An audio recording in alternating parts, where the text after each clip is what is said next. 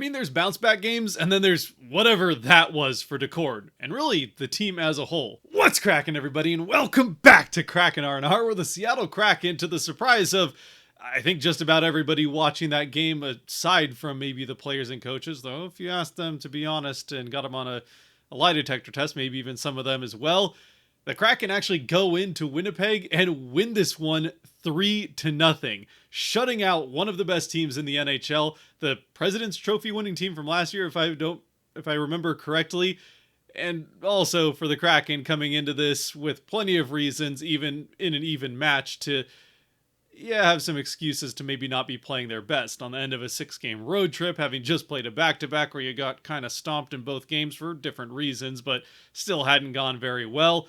And you're about as injured as you've been in 2.5, maybe 3 years. But against all odds and all of those reasons, and probably some other ones that the Kraken maybe should have lost this game, they come out and certainly handle Winnipeg on the defensive end. Joey Decord, after one of his worst starts for the Kraken, I suppose that means, he maybe had some bad starts in Ottawa as well, but one of the worst starts of his NHL career in his previous one, where he ends up getting pulled, something that does not happen to Decord very often at all.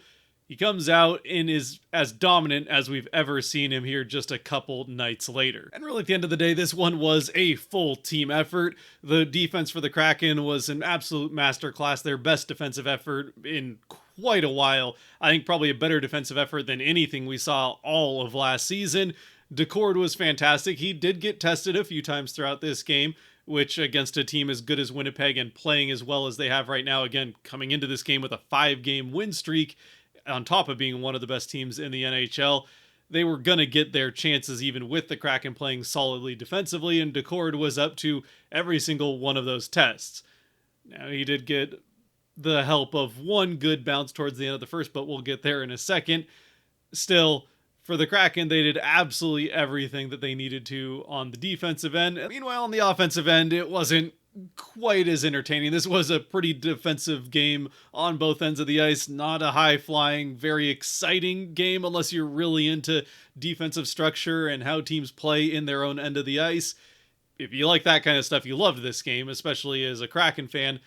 Offensively, there wasn't quite as much to watch. The Kraken got their chances here and there, but just like the Kraken were keeping the Jets mostly to the outside in their end, the Jets were doing the same to the Kraken when they had their chances offensively, aside from a few better chances the Kraken got late in the game that they just weren't able to capitalize on. Which isn't a total surprise. The Jets are also a very good defensive team. Hellebuck is one of the best goaltenders in the NHL and probably destined for the Hall of Fame. He's very, very good. So it's not a terribly big surprise that this was a low-scoring game, considering Decord was also clearly locked in.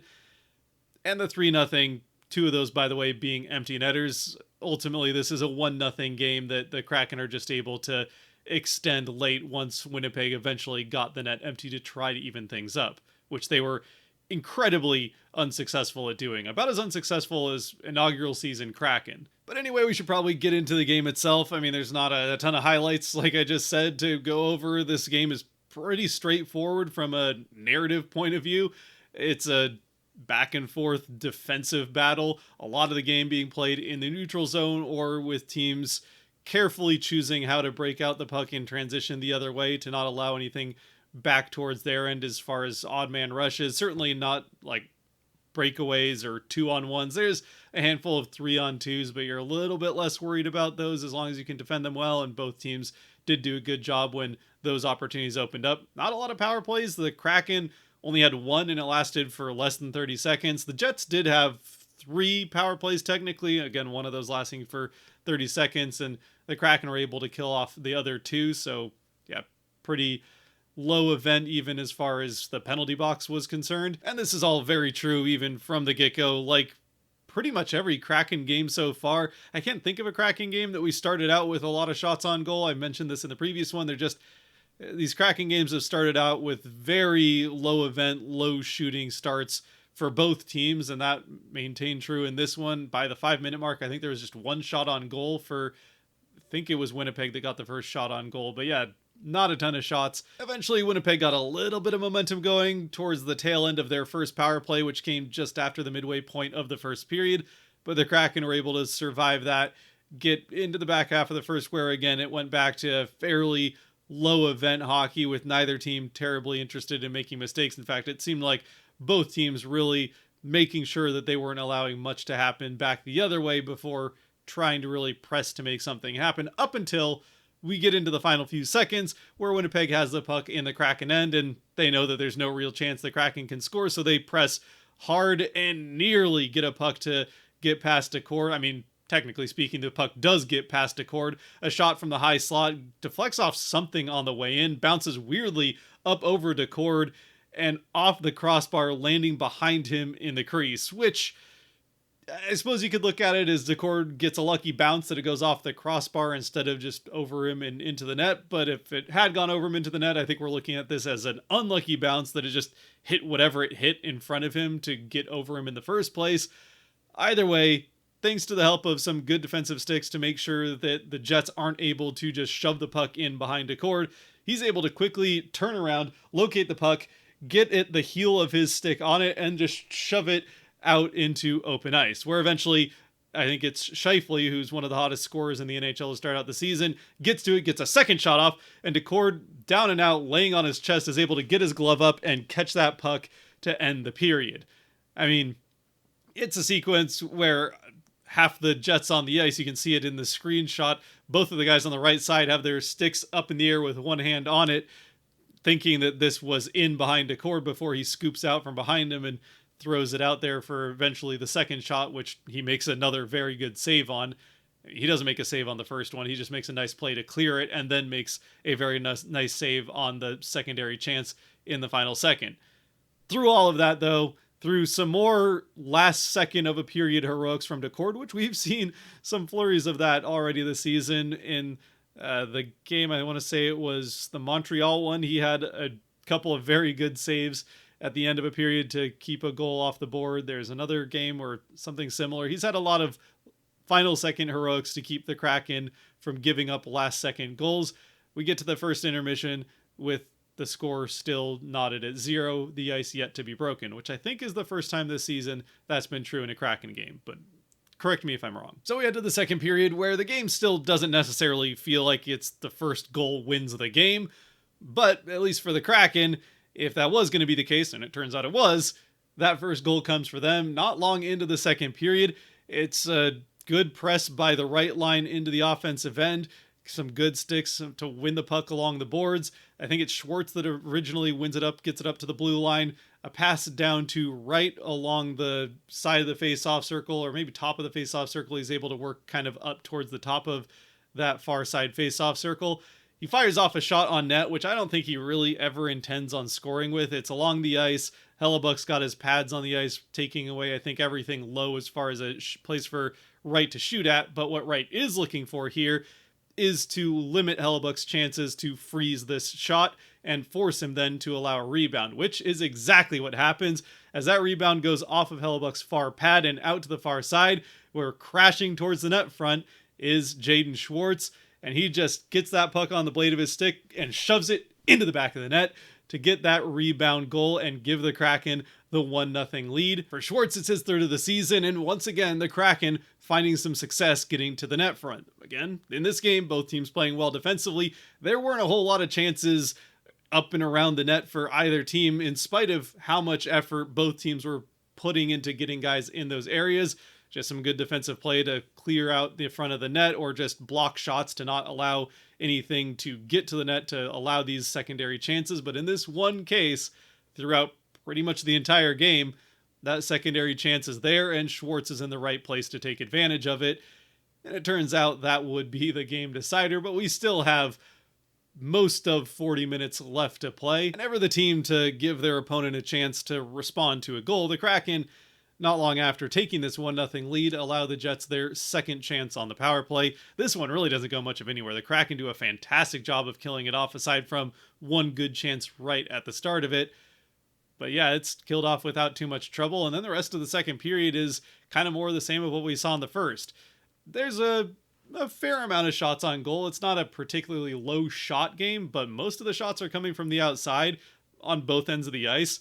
Nothing in the middle. Not a lot of secondary chances. Both goaltenders doing a good job of limiting rebounds, freezing pucks when they need to, or just clearing them away when they got up towards the net. And eventually the Kraken do get their what would be only chance on the power play towards the end of the second here, but that comes to an end less than 30 seconds in, and only a couple seconds into them actually getting into the offensive end, as Tolvanen tries to dive at a loose puck to keep the Kraken in the offensive end, but ends up taking out the legs of a Jet, and that leads to some 4-on-4. The Jets kill off that power play as they're on a streak of I think the broadcast said 23. This would have been 24 straight kills. So the Kraken unable to get anything to happen on the power play. But again, not a lot of chances. They kind of play their way out of it with Tolvanen taking the trip to the box.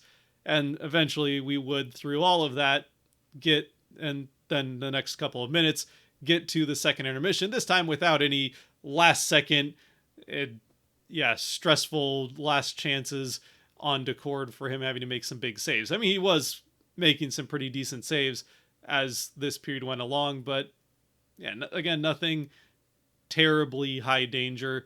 And at least at the end of the period, the Kraken weren't just trying to survive the last 2 seconds. And as we get into the third, we kind of stay with the status quo for this game for the first 5, 6, maybe 7 minutes of the period. It's kind of more of the same. Both teams playing pretty responsible defensive hockey, all the same stuff that I've now said over and over again because it's pretty much just all that had been happening to this point in the game.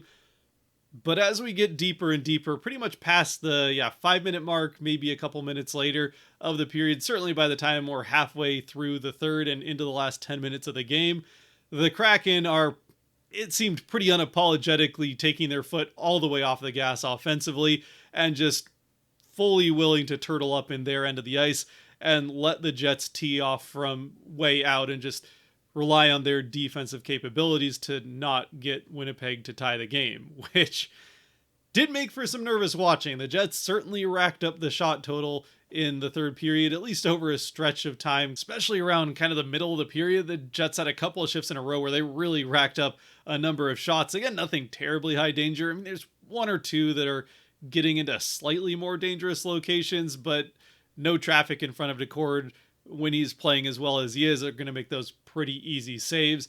He's able to obviously make every single one of them. And yeah, the farther we get into it, the more full-on defense the Kraken are playing, and the more chances the Jets start to take offensively, which does allow the Kraken to get a couple rush chances back the other way. Catton had a very good, dangerous look that Hellbuck comes up with the save on, and Hellebuck's able to absolutely rob both Stevenson and Eberle, who got partial breakaways. I mean, Stevenson's isn't really a breakaway at all. It's just a nice little passing play 2-on-2 into the offensive end between he and Marchment, eventually leading into a 1-on-1 chance right in front of the net with Hellebuck. It's a chip shot that he tries to shove it through the 5-hole of Hellebuck. That doesn't end up working. Hellebuck makes that save. Then Eberle does have more of a true partial breakaway as he kind of works through a couple of Jets defensemen to eventually get a chip shot on, but it's another save from Hellebuck, so the Kraken unable to extend the lead in the normal course of 5-on-5 play with a goaltender in the opposing goal. So eventually, with the Kraken starting to do a little bit better job, kind of around 5 minutes left, they start to do a better job of at least maintaining some possession.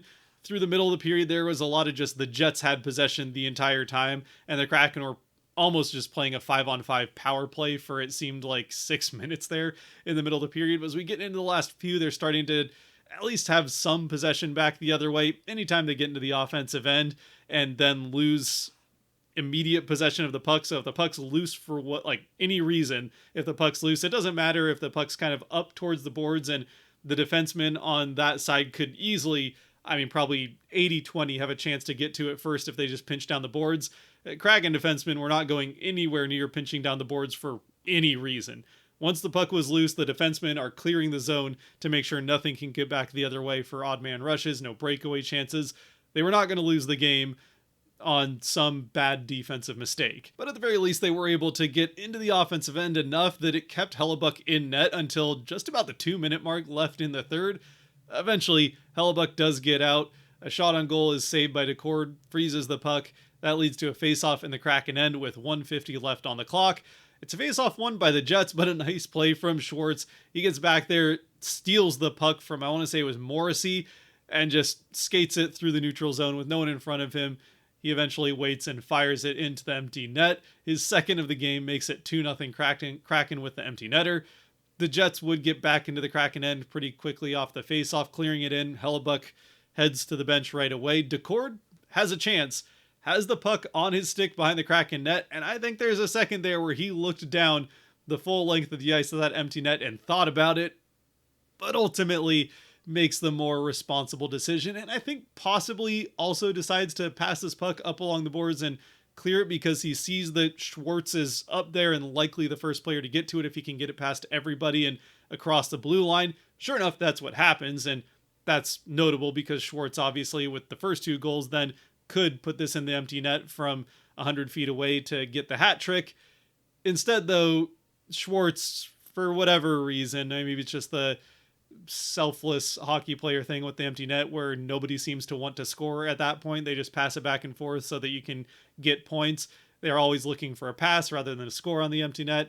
Or maybe Schwartz just didn't want to get a hat trick with 2 of them being empty netters. Whatever the case is, he passes it to Eberle as Eberle skates in with it, puts it in the empty net, gives the Kraken the 3-0 lead. And importantly, since only 2 other players had touched the puck, or one only player had touched the puck since Decord threw it up along the boards, that gives Decord the secondary assist on this Eberle empty netter, as we have our first goalie point of the season. He might not have scored, but Decord still picks up a point with this pass up along the boards to Schwartz before he gets it to Eberle. The Kraken eventually get through the final minute of the game without allowing a goal. Decord really only having to make one more mildly difficult save the rest of the way to lock in his first shutout of the season, 6th of his career, and the Kraken and the road trip with probably their best full 60-minute game of the season and a 4-2-2 record. And I mean, yeah, beyond that, I really don't know what more there is to say about this game. It was straightforward, a pretty straightforward win for the Kraken, not in the sense that it was easy or that they didn't have to work for it. It was definitely not those things. This was a hard-fought win for this team, and they, again, played probably their best full 60-minute game of the season. Very, very strong defensively, but it was fairly straightforward in that it was just a defensive battle that the Kraken got the one good chance, the one best chance on net, where Hellebuck didn't end up having much of a chance after allowing the rebound out to Schwartz. I suppose if there's one definite shout out I want to have in this one, it would be the 4th line for the Kraken. Played a fantastic game in this one, and we'll get to it when we talk about the 3 stars, but yeah, the 4th line in particular played really, really well in this game. I mean, it's still the first line had the majority of the offensive chances, created the better looks.